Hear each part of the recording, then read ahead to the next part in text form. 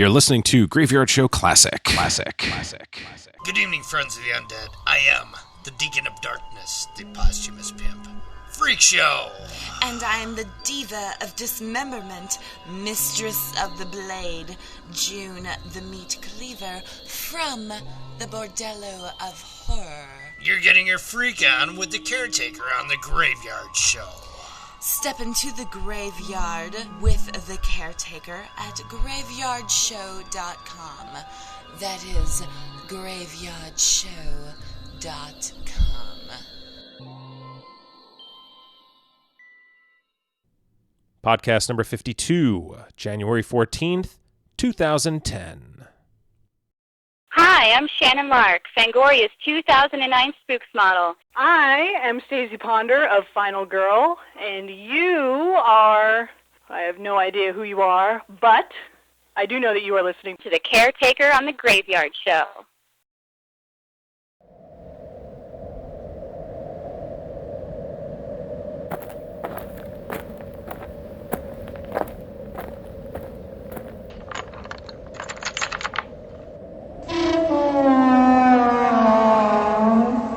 Welcome to the Graveyard.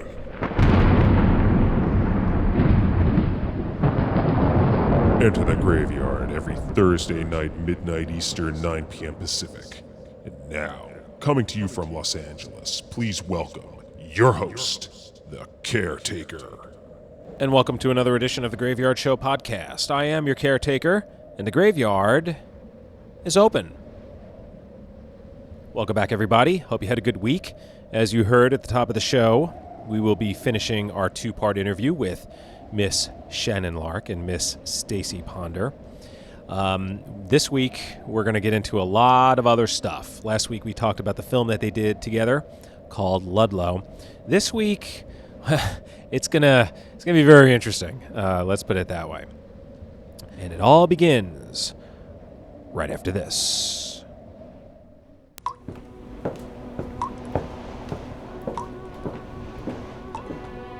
The Last Doorway Show features interviews, news, conventions, and independent horror films. Hosted by Miss Misery. Follow her journey through the horror genre as we discover the inner workings of the horror world. Visit thelastdoorwayshow.com. And welcome back to the show, everybody. Also a reminder that February is Women in Horror Month, as declared by Hannah Neurotica from Axe Wound magazine. And there are going to be a lot of events going on, not just in the United States, but in Canada and in the UK as well. Stay tuned to the Graveyard Show podcast for more information regarding that. As soon as I get that information, I'll be more than happy to pass along to everybody out there. But I can tell you this. There is an event going on in San Francisco on Saturday, February 27th, and our friend Rainey Young from the Last Doorway Productions is presenting the Women in Horror Con, coming to the San Francisco Center on Saturday, February 27th. Some of the guests that will be there are Casey Hansen, Dottie Lux, Rainey Young herself, among others. Admission is free, and to find out more, well, you can either listen to the Graveyard Show podcast, go to our website, graveyardshow.com, or go right to the source, lastdoorwayproductions.com.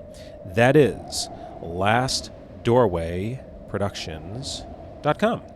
Also, if you live in Madison, Wisconsin, or in the surrounding area, just a reminder that our friend Rich Peterson from the Bordello of Horror has his show, Bordello of Horror, on the local station WYOU. That's WYOU. And I'm not sure exactly what channel that is. I had that information. I don't have it in front of me. Oh, here it is. It's analog 95 and digital 991.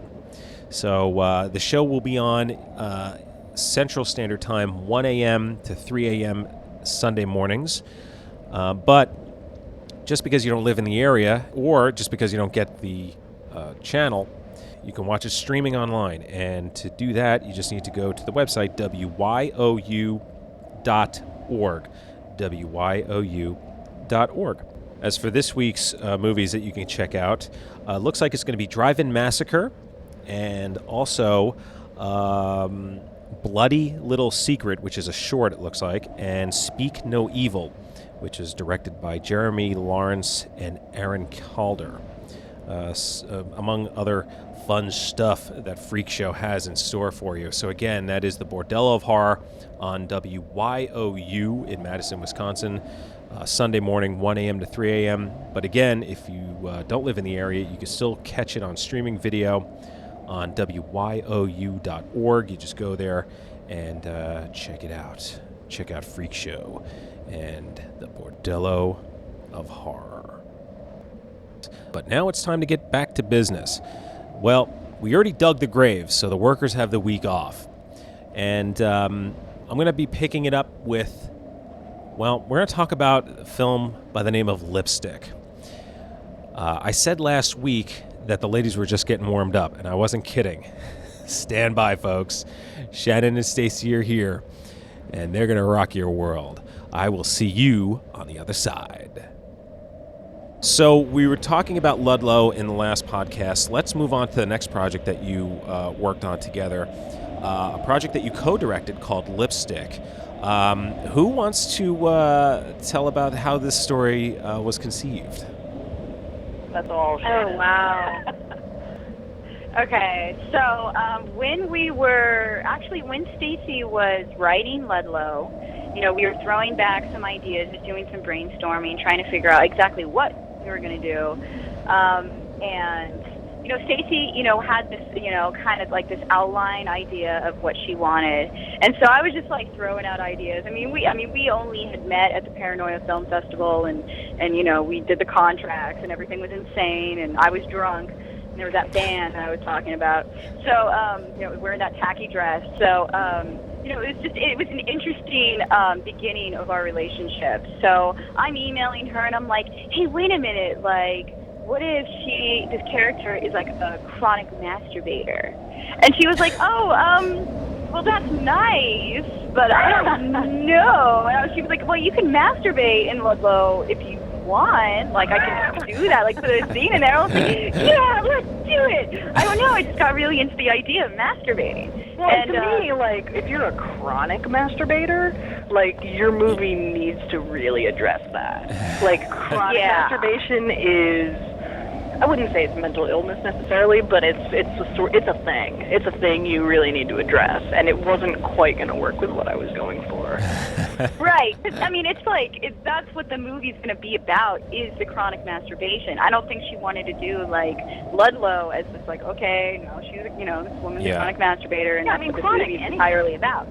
Chronic hair is going to be like, you need to make a movie about she won't stop brushing her hair, Yeah, I got really into it. So I was like, okay, well, you know what? I'll just go and write a script about a woman who's a chronic masturbator. And I was like, wait, what if, like, she's a chronic masturbator, but she believes her vagina speaks to her? Like, this vagina kind of thing.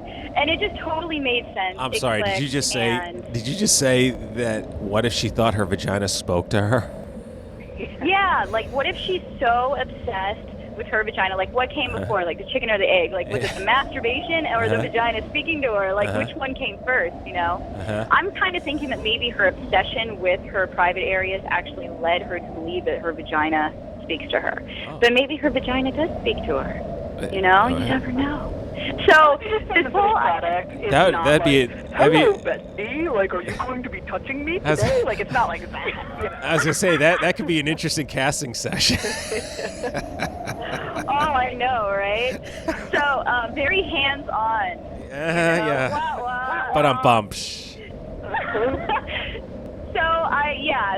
I was supposed to shoot this in Oklahoma City in the summer, and it just fell through. Finances, everything just fell through, and I knew I needed to shoot this, and it was going to cost me, like, for the DP that I wanted to go with, it was just going to cost me a lot of money, and I really wanted to do this, but I was like, okay, I called Stacie up because I was just about to come out to California to shoot the rest of Ludlow, because we had that, the scenes. We went back to Ludlow, and I was like, hey, would you be interested in and shooting this with me and co-directing? And she was like, yeah. So like I was leaving in like 2 days, so I like packed everything up real fast, and I went to this camp for like 2.5 weeks to help take care of those with mental and physical disabilities. It was really insane. What a crazy situation that was.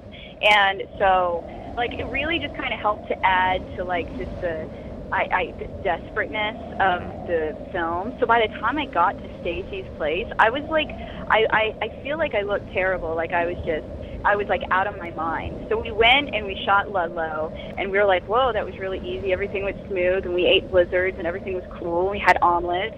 And then we went to the Amargosa, which is right outside of Death Valley, and that's where we shot Lipstick. Okay. And so it's out in the middle of nowhere. It was quite an experience. I was gonna say more desert shooting. Oh yeah, yeah. So, you know, and more like masturbation. I mean, that's really what the film is all about. She's pretty much like, you know, naked the entire time. You don't see anything. It's all implied, Yeah. but it's really depressing. Like, I feel like that movie depressed me more than Ludlow did, because Ludlow had so many chances to, like, scream and freak out and to really kind of cycle that energy through. And, like, Lipstick is like, I hate myself. I hate my body. I'm all alone in this world. My vagina speaks to me. And it's her like talking to her vagina. There's a scene where you see like it's a 10-minute film, and there's a scene where she's speaking to her vagina, but you can't really tell. Oh. You don't know yet. She's talking to her vagina. Yeah. And she's talking to it like a lover. Like, you know, like a lover, like a disappointed lover, like, you know, like maybe this relationship isn't working out, sort of thing. And you don't know yet, but through the rest of the film, there's some dialogue where she's actually speaking on the phone to a self-help line. Because really what the whole backstory is, this woman, it's a vagina dentata sort of situation, but you don't know if it's actually in her mind or if it's real. And she travels from motel to motel, and so we got to go to a new motel, so that was fun, to masturbate in another bed. and shoot this, so it was cool. And so what she does, she goes to these motels, and she's like gotten rid of her family, her boyfriend, like she's completely alone in the world, and she like masturbates violently, because like it's incredibly painful if she doesn't. It's incredibly painful if she does. Yeah.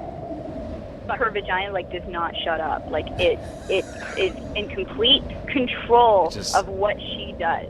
It's just a jabberjaw. Won't shut up. just won't shut up. How do you feel about that? It's interesting. I have to say. So it's like I grew up with, you know, a few women who were like really obsessed with how they looked, how they appeared. You know, they really just it was like they really believed that their vagina was the only thing that mattered. It's like, because that's how you could attract a man, blah blah blah. That's all that they cared about. So it became this obsession, and I think that's what I was trying to portray in this movie, that this woman has never experienced anything but that. That's interesting. You like intense roles, Shannon. What? I mean, you've come off these two films that are really heavy. What is it about them? I guess I just really like really intense characters. Like, I like to play like the outcast or the crazy person, or you know, maybe because I can identify with it. I don't know. I think I must be like an intense person or something. Like, I just want it to be like this intense situation, so I can, because it just makes you feel like you're really alive. And that's what I love about acting so much, is because it puts you right in the moment. It's intense. Yeah. So, you know, instead of just playing, it's like, oh, I'm like, you know, the pretty girl in the movie, and I get to say like a couple lines, you know, but it's like really airy and really, you know, it's not really saturated. Like, that's incredibly boring to me. So, I mean, I want to do something like really intense, like extreme. You know, I want to go crazy. So, we did lipstick together, and but we also did another movie together where I directed and Stacie DP'd, and that was up in San Francisco. And we did Voyeur, and in that movie I get raped. So it's pretty intense. So basically, all of our movies are like me filming Shannon Lark with these like deviant sexual behaviors, and I'm like, for our next movie, like no hotels, no masturbating, no like we decided. Like we need to do something else completely before people think that we're just like making fetish films for ourselves, Yeah. Exactly. I see a we're field. gonna tone it down, but like, I don't know. I just went crazy this year. I have to say, I mean, you give it your all. You guys give it your all, that's for sure. I mean, my goodness gracious. Really. It's never like exploitative. Like there's no nudity. There's no, you know what I mean? Like it's interesting as a director or a DP or whatever to try to shoot these things and not show anything. You know, like I don't know. Yeah, she gets raped, but you don't really see anything. Yeah. You know, she's even going back to Ludlow. Masturbating, but yeah, I mean, even in Ludlow, like we talked about in the previous show, is that there's no nudity in it yet. You know, you get the point. I mean, it's what's going on, and I mean, all joking aside, with lipstick, I mean, to deal with the subject matter that you're dealing with, did you find that was there a fine line between doing it in a comedic way versus a straight up serious way, or? Well, like sometimes, I would start doing something and then I'd laugh, and we'd start laughing, and then like in between the takes, there is this she has this homemade dildo that's made out of a cheese grater. Oh my gosh! Yes. Yeah, and so that hurts just even thinking about. I would joke around with that. It hurts, yeah. I mean, it's we had vagina flakes, and so there were things that we could laugh about and be like, "That's just gross." Yeah, that's there's me out. I will say that. There were a few scenes that I was literally disgusted by what I was seeing. It was pretty nasty. But I'm sure it does help. Yeah, I mean, I'm sure it helps relieve some of the tension of the intensity that's going on. This is. I mean, like anything. I mean, there's a fine line between horror and comedy at times. I think what I really wanted to do, because I've seen I've seen all these slashers and the typical TNA, and I don't do nudity in film, and it's a conscious choice that I had to make and really stick to, because there have been some roles that have come my way where I'm like, oh my god, I want that so bad and I can't, and I want it because I'm running through the woods or I'm doing something incredibly intense, and I really want to be doing that, but I can't. And so I think with these films, I really wanted to demonstrate that you can do a sexual situation and make it really disturbing, and you don't have to have nudity. What is really the nudity serving? You really don't have to have that. Sometimes in movies, when there's nudity, it's incredibly disturbing the way they portray it, and then that makes sense. But most of the movies, it doesn't really make sense. Sure. And I don't want that. I wanted to show that you could do this in a very disturbing way and not actually show anything. Yeah. Well, that's what I liked about My Bloody Valentine 3D, is the fact that Betsy's walking around, fully naked, and yet it doesn't. It serves a purpose, but yet it's not done exploitively. No, she just happens to be naked. Yeah, I mean, you know what I mean? I love that scene. It's so amazing. Yeah, because I mean, we were just talking about that. Yeah, I mean, because she's kicking ass in that. I mean, it's not like she's, I mean, she's going out there, and that's one of those moments where you go, perfect. I mean, it works. Yeah. So where are you at now in the editing of this film? We are just about done. I think we're doing the last pass for audio. I found a composer. Her name's Dina Corbett, and she's actually a social worker. So she contacted me and was like, hey, I heard about your work, and I just wanted to say hi, because you're kind of like a social worker for the genre. And I thought that was pretty awesome. And she runs a a recording studio on the side. And so I just emailed her one day, and I was like, would you be interested in composing something? And she was like, yeah, and that makes it great, because then this movie is worked completely on by women. So, it's just me and Stacie and Dina. And so it just really kind of worked out, and she's like mastering the whole thing, and it's just turned out so good. So there's just like some little things that I found wrong with the audio, with the dialogue and everything, that I need her to fix. So after that, it should be ready by mid-January. So that'll be coming out on the Viscera DVD. Oh, great. Okay. Yeah, and I'll be sending you a copy, of course. Thank you. And so, yeah. And Voyeur is actually going to be coming out on the next DVD. Oh, great. So, some pretty intense stuff. And Dina will be doing the composing for Voyeur as well. And Voyeur was worked on completely by women, too. That's great. It's interesting to see women get together and make like some really, really. It's almost like not right. Well, it's like, if guys can do it, why can't women do it, right? Right. Exactly. Exactly. Let's move on to something else. Let's talk about Viscera.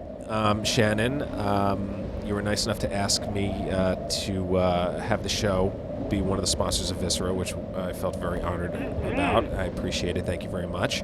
Now that the submissions are done, December 31st was the last date for submissions. So where's everything standing right now? Where is the Viscera Festival at right now? Well, we just met with the judges, which is Stacie, myself, Heidi Martinuzzi, Davey Snively, and then Elizabeth Feast. Right? Okay, Feast.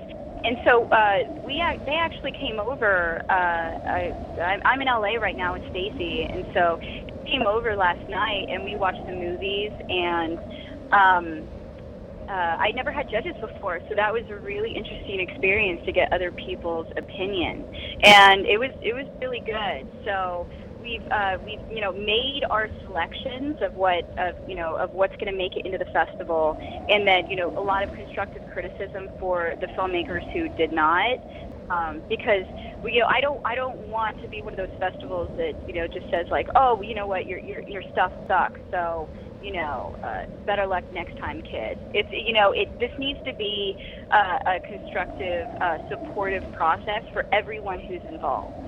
Yep. So we want these filmmakers to continue. Like some filmmakers who haven't made it into the festival, their stuff has gotten so much better because they learned from their mistakes and they went forward. And the production quality is improved. So it's really fun to watch budding filmmakers like from all over the world. It's really exciting.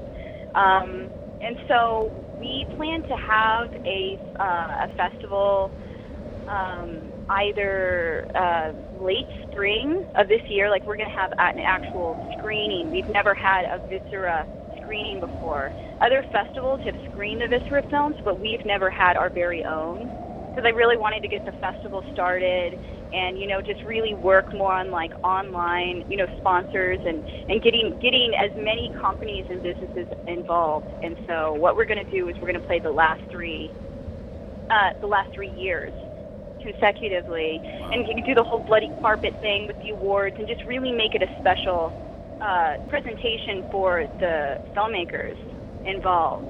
So it's amazing what has happened in the past 3 years and how many people have really jumped on the wagon to support it. And how many, just meeting Stacie, like how many filmmakers I've met who are just awesome. It's really exciting.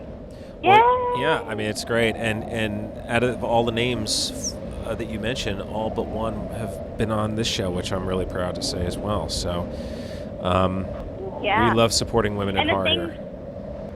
Yeah, the things that are going to, I see that there's a lot of support, like this whole Women in Horror Month coming up in February. We might not be able to make the festival by then. In San Francisco, won't, the one that Raina, yeah. Well, it's actually taking place all over. Raina's just doing something in San Francisco, but this whole Women in Horror Month, it's the first time that that it's ever happened. This whole appreciation month, And so there's actually events going on all over the country, like festivals and things like that, to support women, doing their thing. So that's really exciting to see, because I really feel like Women in Horror Month and this whole idea of Viscera and everything, like this whole like, I guess, movement that's happening,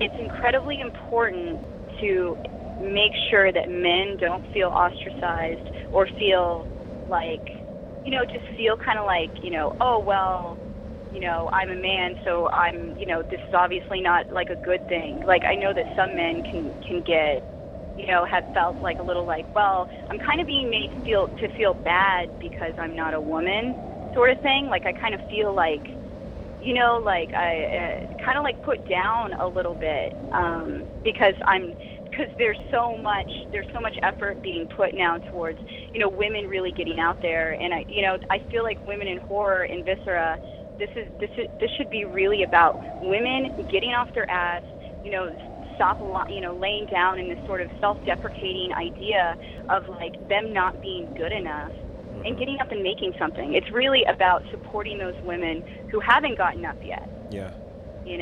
And so that's what I'm really trying to aim for with all of this work. It's actually women. It's not about like the men who are keeping us down and, oh, it's this boys club. It's about women saying, okay, you know what?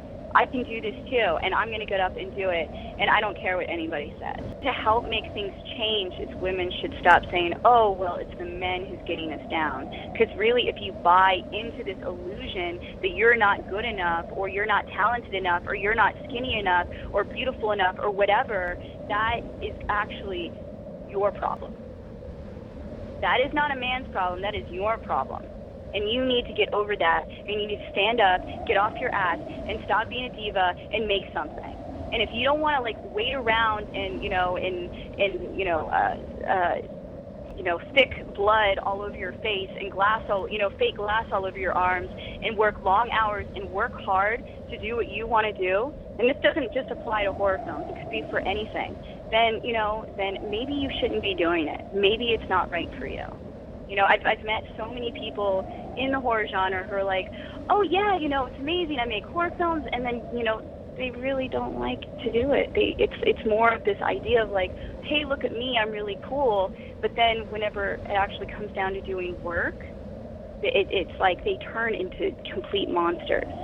And so, if you don't really want to be here, then don't be here, but don't say it's because a man is keeping you down.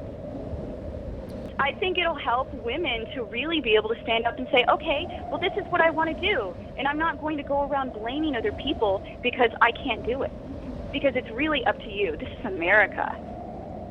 This is America! Well, and that's what Viscera does, and that's what your website, the Chainsaw Mafia, that's what you do. You promote, you help get women that are interested in this. You help give them that forum to follow that and see whether or not it's something that they want to pursue.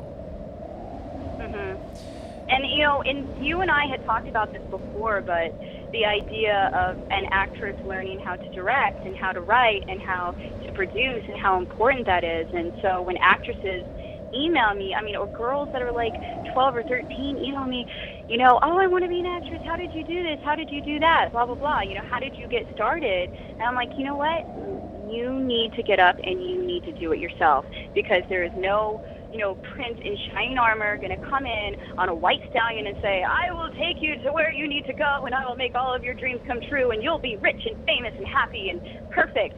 That isn't going to happen. And if it is, he's probably a pervert, and you need to get away from him. Like, you need to do it yourself. So if you want to be an actress, make your own movies, because it will open up a door where you can start working on other people's movies. But don't just come to Hollywood and be like, oh my God, I'm going to star, opposite of Tom Cruise, and like get rejected at every single audition because you're not famous. Like, you are talented enough. Like, take it in your own hands. Pick up a camera. Yeah. So that's what it's all about. Well, and I said it before, and I've played it on my best of, is, the advice that you give women I mean, it's priceless. It applies to anybody because it's like, learn the positions, learn what other people do. Don't just walk in there like a diva and think that you're just going to, do your little bit of work and have people praise you and, kiss your ass and do all that stuff. And I mean, it's perfect advice because I think, especially nowadays, there's so many people out there that feel entitled to things that they don't want to put the work in.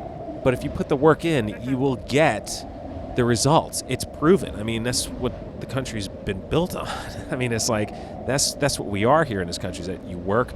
The American dream is you work hard, you earn money, you can earn a lot of money, you can become, an unknown to a super success in quote unquote overnight. And I think that's what is kind of getting lost out there, unfortunately.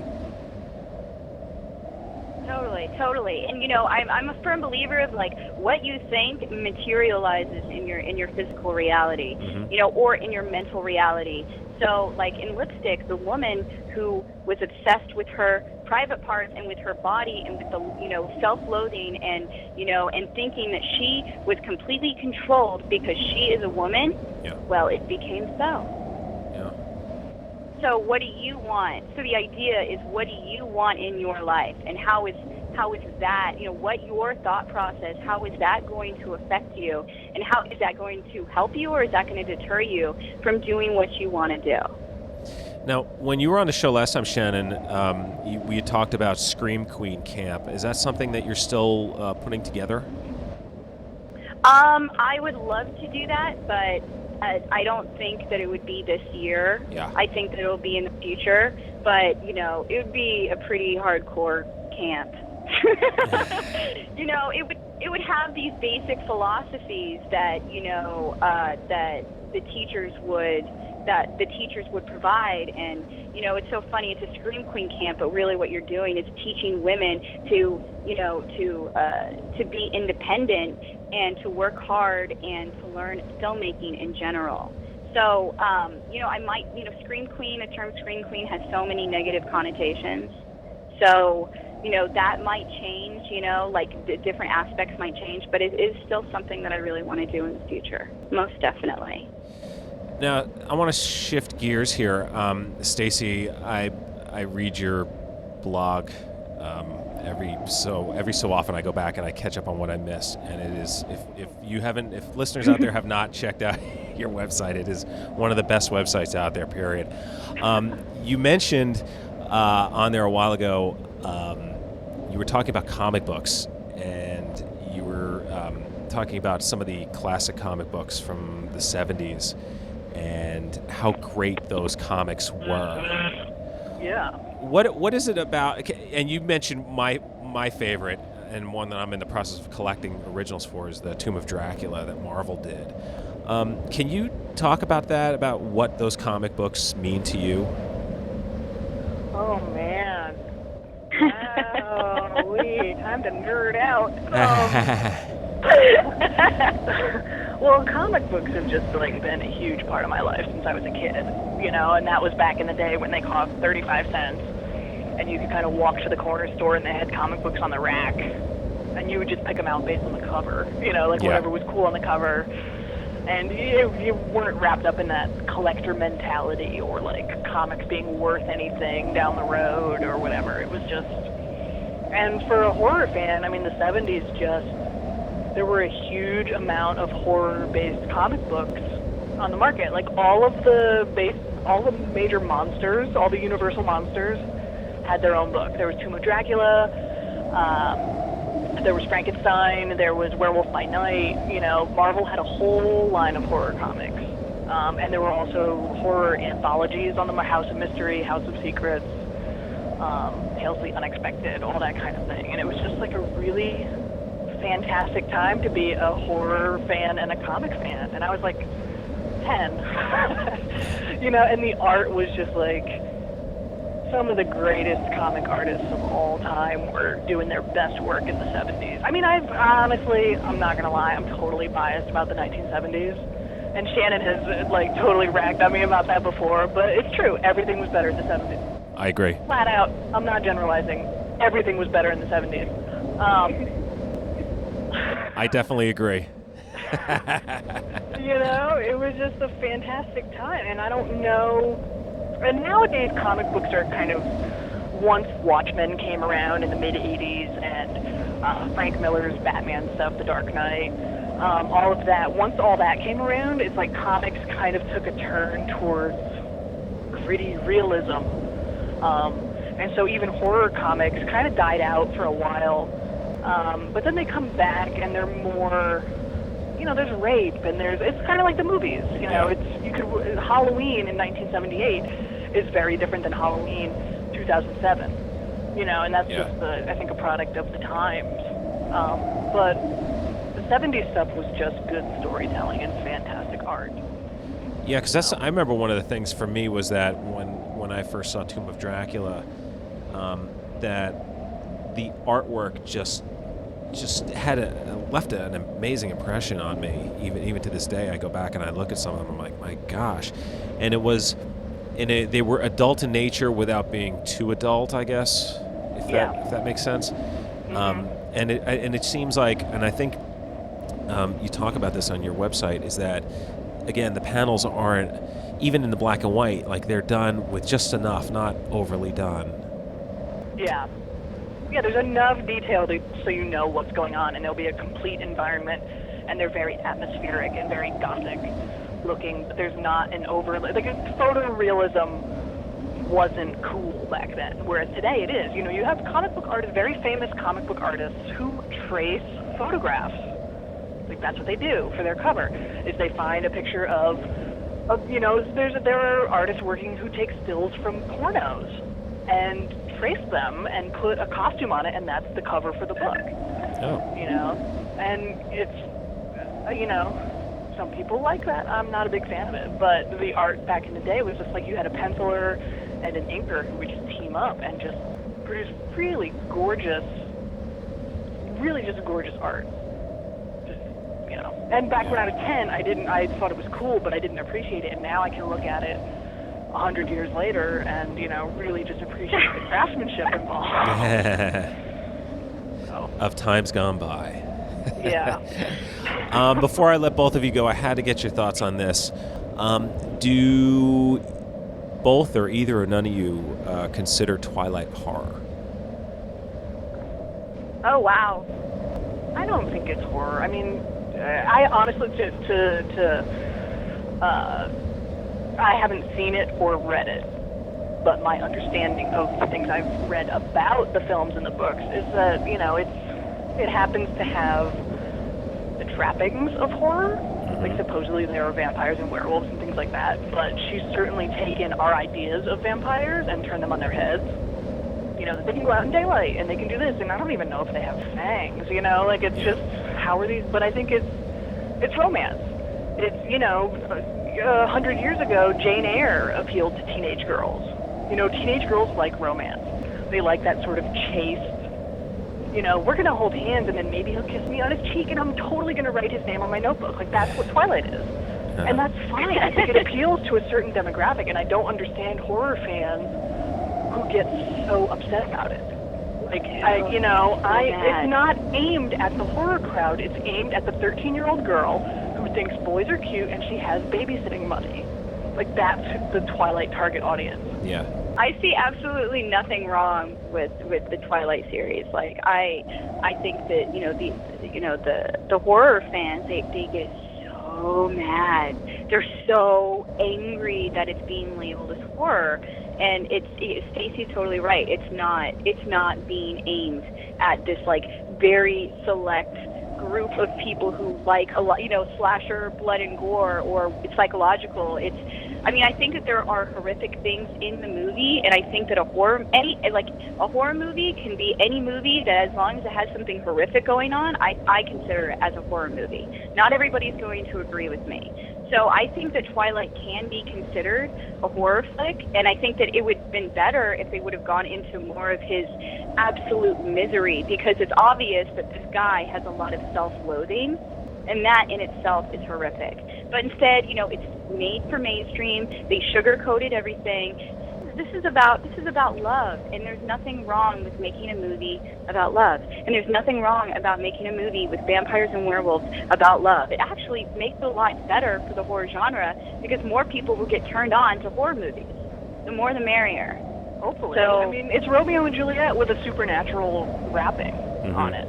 You know, it's like the two lovers who can't be together. For whatever reason, they can't be together, you know, and in this case it's because he's a vampire, you know. But, I mean, I was in Borders today, and the young adult, that's the other thing, is that it's aimed at a young adult crowd, and that's what, I mean, why would it appeal to the 45-year-old hardcore horror fan? Yeah. You know what I mean? Like, yes, there are those people who are still going to enjoy Twilight, but I wouldn't expect Martyrs to appeal to a 12-year-old girl, you know, or a 12-year-old boy. Like, it's a different crowd. These books are in the young adult section, and it just so happens that it's caught on with an adult crowd, but that's not the target demographic. So why get that upset with it? And if anything, maybe one of these girls will grow up and say, hey, you know what, I like vampires. Like, Twilight got me into vampires. Now I'm going to watch Nosferatu. Now I'm going to watch Dracula. Near Dark, yeah. Anything. Or something, yeah. Exactly. Like, I started out with Goosebumps.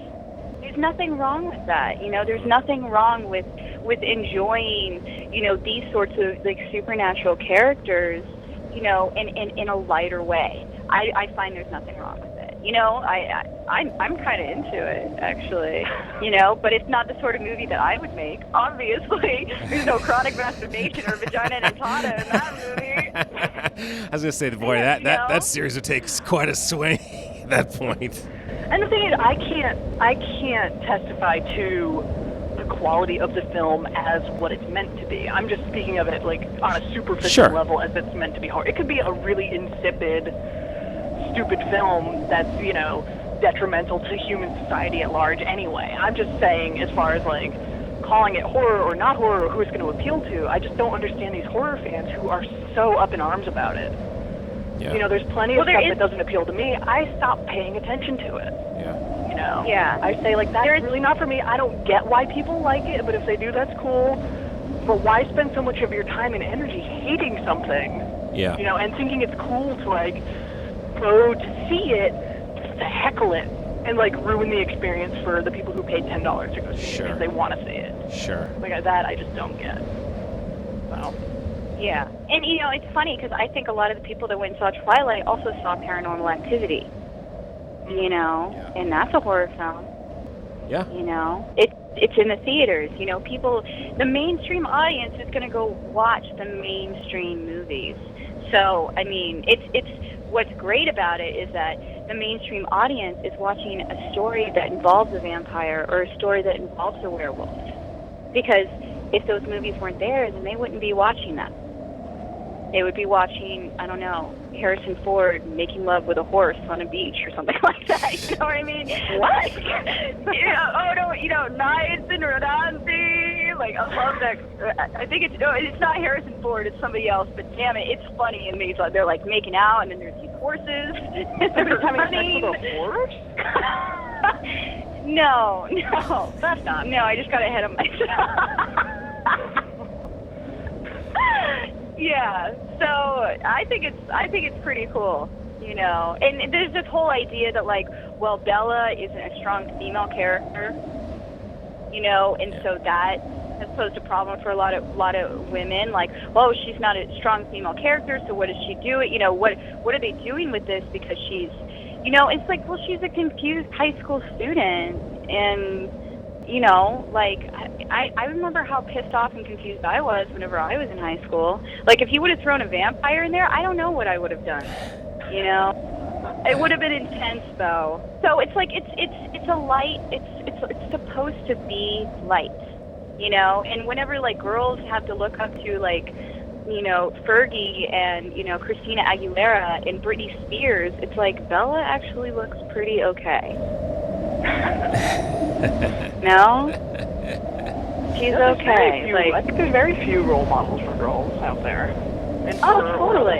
You know, I mean, that's just kind of the way it is right now. Well, you know, it takes me back to an interview that I had with Donna Davies, who directed the documentary Pretty Bloody about women in horror, and she was saying that we were talking about romantic comedies versus horror movies, and how she's surprised how horror movies don't inspire more women role models, because at the end, the final girl is the tough, she outsmarts the killer, she survives, and kind of portrays more of a stronger woman character. Yeah, but even so, it's the final girl has just kind of come to mean the last girl alive, and she doesn't always really use her wits. Like sometimes she's just kind of lucky. Yeah. Or and even so, it's hard to find well-written men that are good role models in film. Yeah.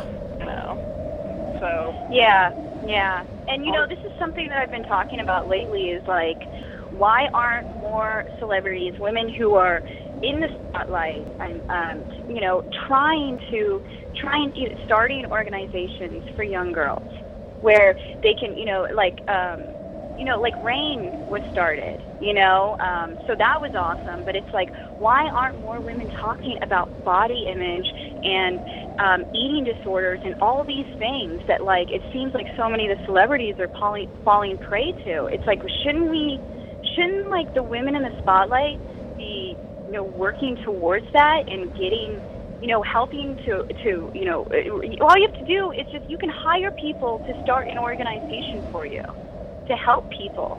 So why is there not that many women doing that? There are there's plenty of female celebrities, and who's really like reaching out to, like, to the young girls in our society, to help them deal with, growing up and dealing with, like, giving them good role models. I just don't see that. And that's really depressing to me. Because they could be. They're not using their talent and their, and the fact that they're famous to really benefit society. So how can that be fulfilling? You raise a good point. It is interesting, because you could almost say that, for a lot of celebrities, you could look at it and say, they're in it for themselves. They're not looking at being a role model. I mean, I could go back and say, look at the Charles Barkley ads of the 90s. I'm not a role model. You hear more athletes say that nowadays than ever before, because it almost seems like they either don't want to have the responsibility of being in the spotlight, or they don't have any interest in what their fans think, as long as the money and the fame keeps rolling in. That would actually be my answer to that, more than anything else. Yeah, I mean, honestly, it's weird. It's like you would hope that people who have a large platform like that would reach out, et cetera, but I don't know that it's their responsibility, just because they do happen to have this platform that's been foisted upon them because they wanted to be an actor. Yeah. But I think nowadays, though, because especially in the A-list, when you have actors that are making $20 million or $15 million or $10 million a movie, or directors or writers or producers, with that comes a price, whether they want it or not, because they're going to be in the tabloids. They're going to be, on the entertainment shows. As much as, it comes with a price, whether they want it or not. And I think to some degrees, they kind of need to live up to that. And unfortunately, some of them, I'm not saying all of them, but some of them just don't. And for whatever reason, they just either don't want to, or they can't handle that part of the success. Well, I think what has to happen is that people need not to be paid so much. I mean, I enjoy Harrison Ford films. Is there any rational reason in the universe that he needs $20 million for a month's worth of work to play the president in a movie? No. Like, there's just no rational explanation for that. Whereas people who are, police officers and firefighters, and people who are doctors even, who are saving lives and doing important work, are paid crap. Yeah. Like, there's just no rationalization for it. And so my way of thinking isn't like, Harrison Ford gets $20 million a movie, he better become a spokesman for March of Dimes. My thinking is like, who the is paying Harrison Ford $20 million a movie? They need to stop that. Yeah. I don't disagree with that. I think that's very true. I think a lot of that has spiraled out of control. Even in sports, it's the same way. I mean, you have, I'm sorry, $100,000 to me is even an exorbitant amount of money. Yeah. You do a month's worth of work and you get $100,000 for it. Yeah. To pretend to be like, oh, I had to play a rape victim. Like, wait, I had to pretend that I got raped. Like, let's pay $100,000 to the social worker who's actually helping rape victims. Yeah. Yeah. Yeah, or I'll do it for free, obviously. Yeah, but I think that's where the change needs to come. Because you know what? Honestly, I don't care what Harrison Ford has to say about universal health care. Like, his opinion doesn't mean to me just because he makes movies. Yeah. True. Yeah, but I just feel like these people, they have a responsibility to do something, and not just be like, oh, well, I get a tax break at the end of the year, so I better give like a certain amount of money to charity. It's like I feel like if you're in the spotlight, you have a responsibility. People are automatically looking up to you. So you need to be doing something to help people, because I think everybody that's needs the to only be way. doing something. I know, yes. You know what I mean? Like, true. I'd rather play it the other way, that everybody has, I don't want to sound like, a socialist or like a communist or something, but on that tack, like, everybody has a responsibility to their fellow man or whatever. Like, go volunteer at a shelter. Go volunteer and do this for 10 hours a week. Yeah. You know what I mean? I think just because I don't see, I don't know. I mean, I do realize that people look up to, I keep using Harrison Ford, like, what has he ever done to me? You're going to be hearing from his agent. I guess people look up to people like that, but to me, I'm just like, why would you look up to somebody because they're in a movie? Yeah.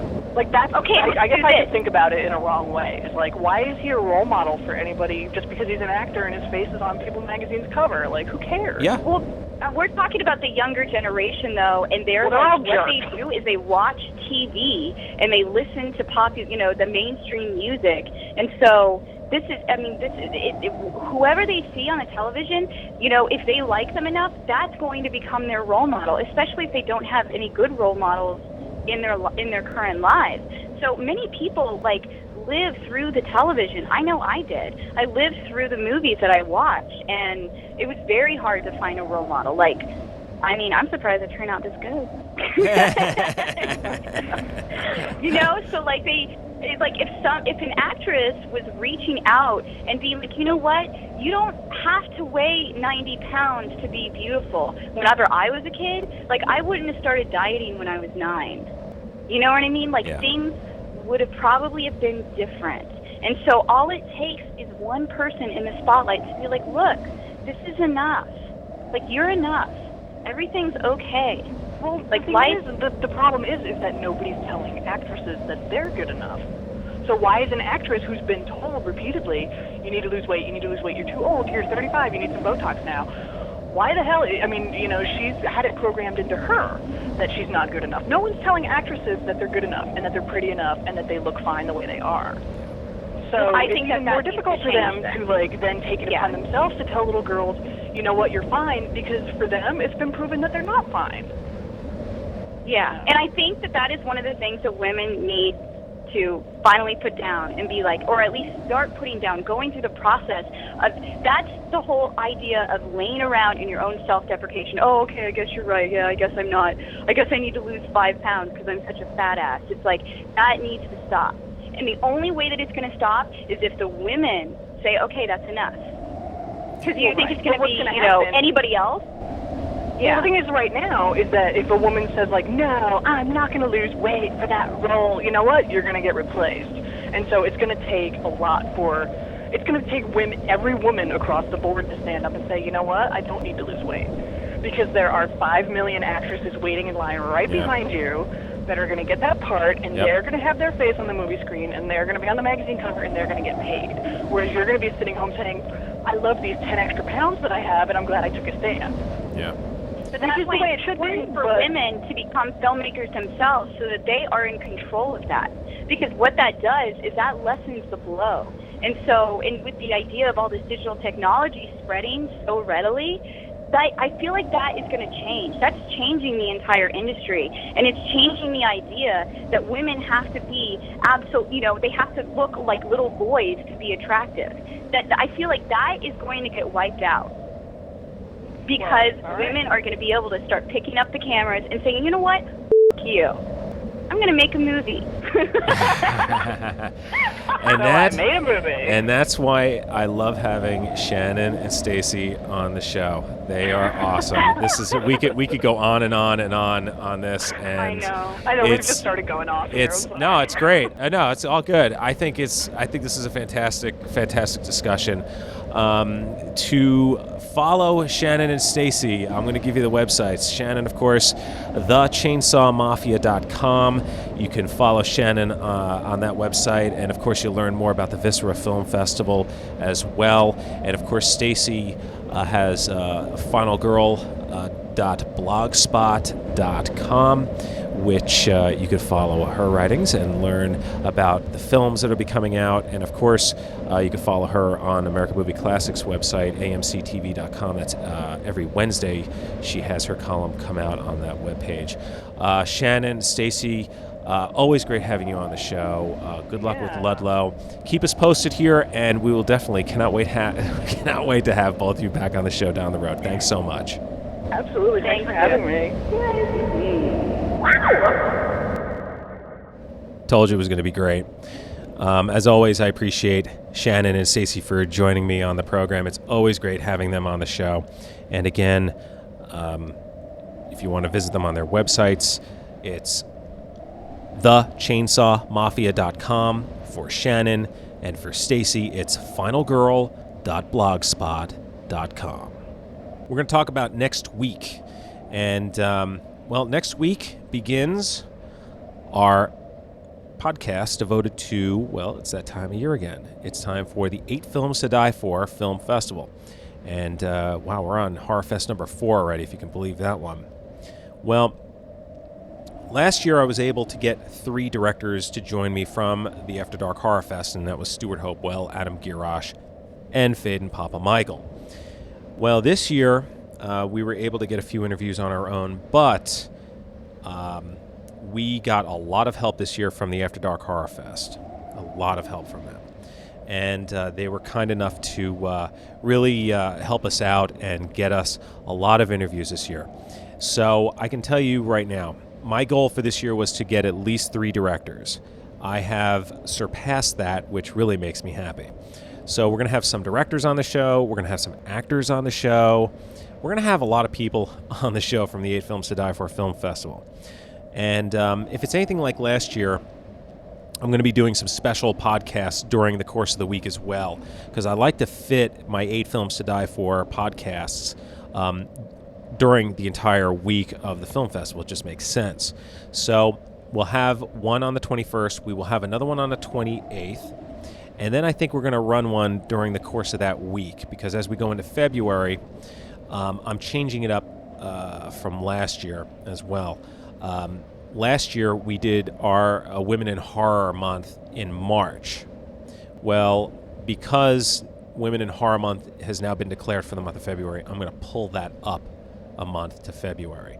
So you can expect an entire month of Women in Horror podcasts as well. Over these next, 6 weeks, we'll be doing 8 Films to Die For, right into Women in Horror. I have guests lined up for that. I won't spoil that, just like I won't spoil who's coming on from the 8 Films to Die For Film Festival.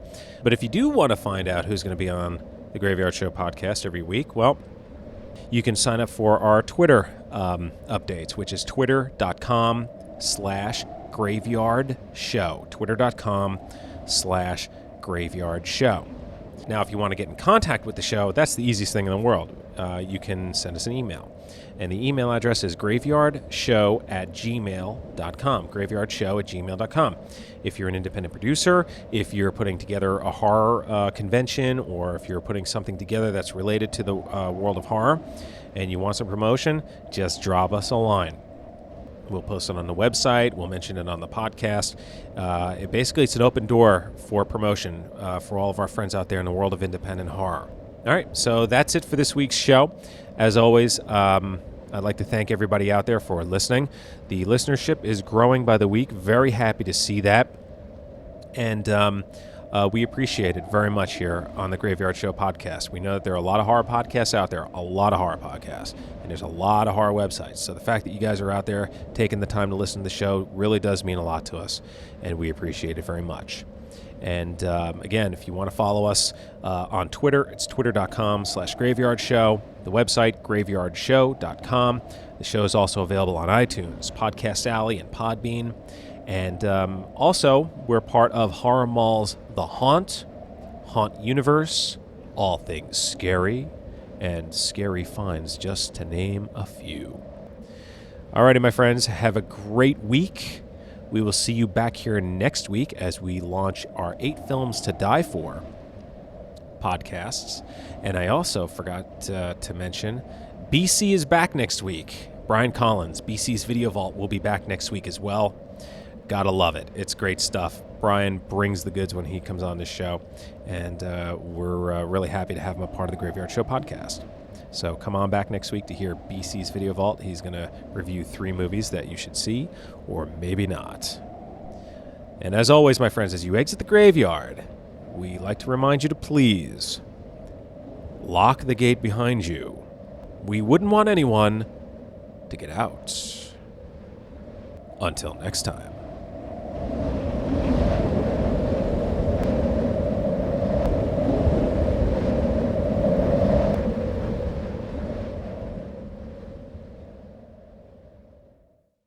The Graveyard Show podcast is a proud sponsor of the Women in Horror Convention, presented by Last Doorway Productions, in honor of Bay Area women in horror. The convention is coming to San Francisco on Saturday, February 27th, at the San Francisco Center on 1800 Market Street. Scheduled to appear are Di Green, Dottie Lux, Casey Hansen, Michelle Fatale, Raina Young, Val Kilmore, among others. Of course, the guest list is subject to change. Admission is free, and to learn more, go to lastdoorwayproductions.com. That's lastdoorwayproductions.com.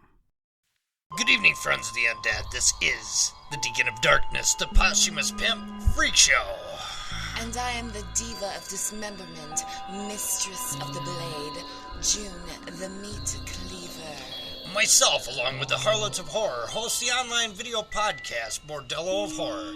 Check out all the twisted fun with featured films, news, interviews, reviews, and more. I personally dare you to step into the bordello at madisonhorror.com. That's madisonhorror.com? madisonhorror.com. Due to the graphic nature of this program, listener discretion is advised. Choose from Chainsaw Dismemberment, Nightmare 8, satisfy your sickest fantasies. It's a trick. Get an ice. Hi, I'm Chucky. Wanna play? Yeah, they're dead. They're all messed up. Every town has an Elvis. There's no more room in hell. The dead will walk here. Look, with your brother Dixon, We all go a little mad sometimes. Haven't you? Destroy the Brain, St. Louis's only horror and cult movie podcast since 2007. Visit us at destroythebrainonline.com. Hello, testing.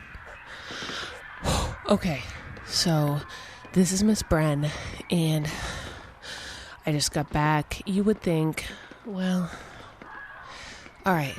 So I was out, I had to get supplies, and I came back, and I don't know where Brother D is. He's gone, and I don't know where to look for him. I just wish I would have watched some more of the zombie movies that he had told me to watch, because maybe then I would know. Maybe he's someplace. If anybody has any idea where he is, or any suggestions, just let me know. Mailorderzombie.com. Please.